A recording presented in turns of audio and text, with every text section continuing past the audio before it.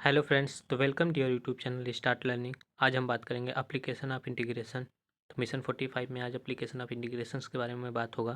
तो चलिए video start करते हैं। Myself Sohan Rajbhar, welcome to your YouTube channel start learning.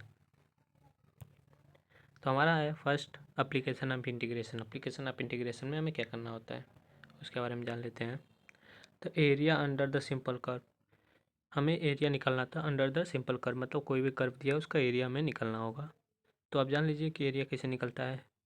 तो वर्टिकल स्ट्रिप मतलब कि कोई भी अगर एंगल एक्स वेरियस में दिया होगा तो हम कुछ इस तरह से डायग्राम बना के उसका हम एंगल निकालेंगे। जैसे कि एंगल निकालने के लिए हम करेंगे integration of A to B, जो ए है A B, A to B करेंगे F of X D x.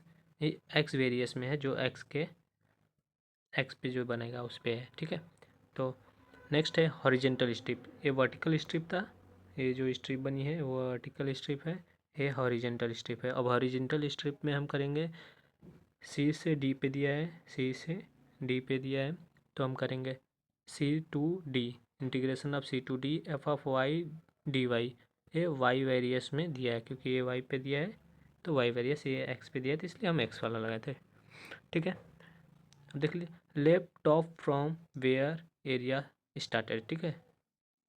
हम लेफ्ट टॉप करेंगे फ्रॉम वेयर एरिया स्टार्ट होगा, जहाँ से एरिया स्टार्ट होगा। Right bottom from where area start, ये राइट बॉटम पे होगा जहाँ से एरिया स्टार्ट होगा।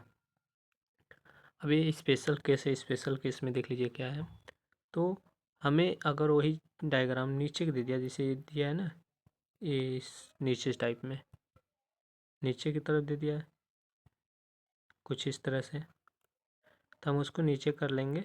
बस यहाँ पे माइनस लगा देंगे एक्स डी एक्स, अगर इस साइड दिया रहेगा तो हम वाई डी एक्स लगा देंगे पर माइनस रहेगा, ठीक है। नेक्स्ट है कुछ काम की बातें कर लेते हैं जिसमें कुछ अच्छी चीज़ें हैं। तो हमारे पास है सर्कल है, पैराबोला है, इलिप्स है, तो ये सभी चीज़ें आती हैं। तो हम लोअर क्लास में भी पढ़े हैं इसको, क्लास 11th में, सर्कल पैराबोला इलिप्स के बारे में। तो first one is circle. Circle को हम अगर एरिया फाइंड करना होगा तो कैसे फाइंड करेंगे एरिया। अगर सर्कल का हमें एरिया फाइंड करना है तो देखिए एक्स माइनस एच स्क्वायर।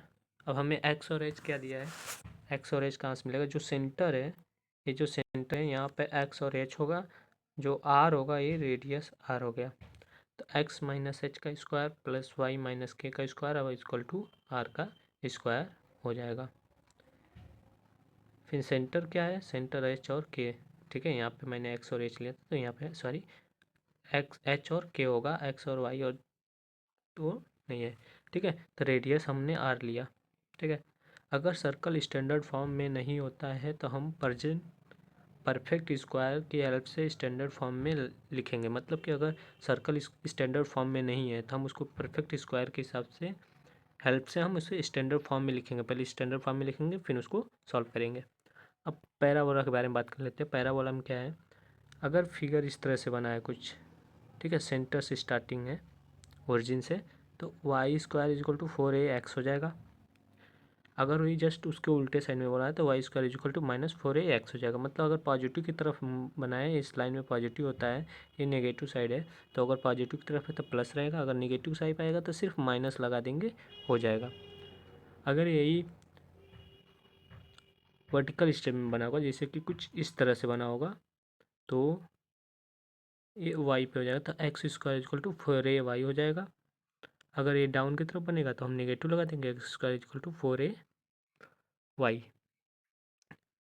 अगर पैराबोला स्टैंडर्ड फॉर्म में नहीं है, अगर पैराबोला स्टैंडर्ड फॉर्म में नहीं रहेगा तो एक्स और वाई को हम जीरो फिल करके उसका वर्टेक्स चेक करेंगे, ठीक है। तो हम उसका एक्स और वाई को वैल्यू को हम जीरो फिल करके हम उसका वर्टेक्स चेक कर लेंगे, ठीक है। अब इलिप्स के बारे में जान लेते हैं, इलिप्स क्या है।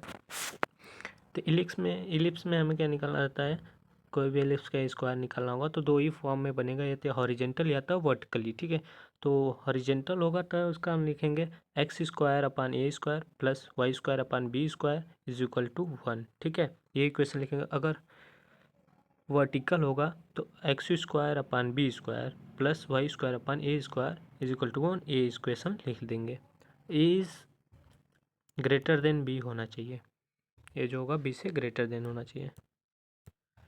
अब नेक्स्ट क्वेश्चन है, देख लीजिए एक, ये एनसीईआरटी के बुक का ही है, ठीक है। तो ये फिगर दिया हमारे पास, ये फिगर है, हम इसको सॉल्व करना है, ठीक है। इसका हमें एरिया फाइंड करना है। तो एरिया कैसे फाइंड करेंगे, तो find the area bounded by the curve y is equal to cos x between x is equal to 0 and x is equal to 2x, x is equal to 0 और x is equal to 2x है। तो हम integrate करेंगे, तो पहले हम इसको separate कर लेंगे, क्योंकि ये एक्स इज इक्वल टू 0 और x is equal to 2x में दिया है, तो हम इसको सेपरेट करते हैं। Integration of 0 to x pi by 2 cos x D x कर लेंगे, plus of x integration of pi by 2 से 3 पाई बाई 2 कर लेंगे, cos x D x, plus of integration of 3 pi by 2 से 2 पाई कर लेंगे, ठीक है। इन सब का इंटीग्रेशन करेंगे। अब यहाँ पे मॉड क्यों लगा है, इसके बारे में बता देता हूँ आपको। यहाँ पे मॉड क्यों लगा है, ये मॉड क्यों लगा, क्योंकि ये इस एरिया में इतने एरिया का जो निकालेंगे हम, इसमें माइनस में आएगा। तो अगर मॉड लगाएंगे तो माइनस से पॉजिटिव हो जाएगा, नेगेटिव से पॉजिटिव हो जाएगा। अब माइनस एरिया नहीं होता है, इसकी वजह से हमें मॉड लगा के उसको पॉजिटिव बनाना पड़ा, ठीक है। अब नेक्स्ट है, इसको इंटीग्रेट करेंगे तो कॉस एक्स डी एक्स का हो गया साइन एक्स 0 से पाई by 2, plus of sine x pi by 2 से 3 पाई बाई 2, फिर साइन एक्स 3 पाई बाई 2 से 2 पाई। अब सबकी value, sine x pi by 2 is equal to 1, sine x 3 pi by 2 is equal to 2, फिर sine x 2 pi is equal to 1। तो इन सबको जोड़ने पे आएगा 4। तो हमारा एरिया कितना आया, 4 आ गया, ठीक है। तो जो भी यूनिट दिया रहेगा, यूनिट दिया रहेगा तो ठीक है, नहीं तो यूनिट नहीं दिया तो 4। अब सॉल्व कर लेंगे, ठीक है। इस वीडियो में इतना ही है। अब नेक्स्ट वीडियो में मिलेंगे आपसे। अगर वीडियो अच्छी लगी हो तो लाइक करें, शेयर करें अपने दोस्तों के साथ, जिन्हें इन्हें अच्छी अच्छी इन्फॉर्मेशन मिल सके और बोर्ड एग्ज़ाम अच्छा जाए उनका भी। तो प्लीज़ वीडियो को शेयर ज़रूर कीजिएगा। और हमारे इस काम से अगर आपको कोई भी चीज़ अच्छी लगी हो तो प्लीज़ कमेंट करके हमें ज़रूर बताएं कि हाँ वीडियो अच्छा था। तो प्लीज़ आपके एक कमेंट से हमें मोटिवेशन मिलती है, तो हम नेक्स्ट वीडियो लाएंगे आपके लिए उसी जोश से, उसी हौसले के साथ। चलिए मिलते हैं नेक्स्ट वीडियो में, धन्यवाद।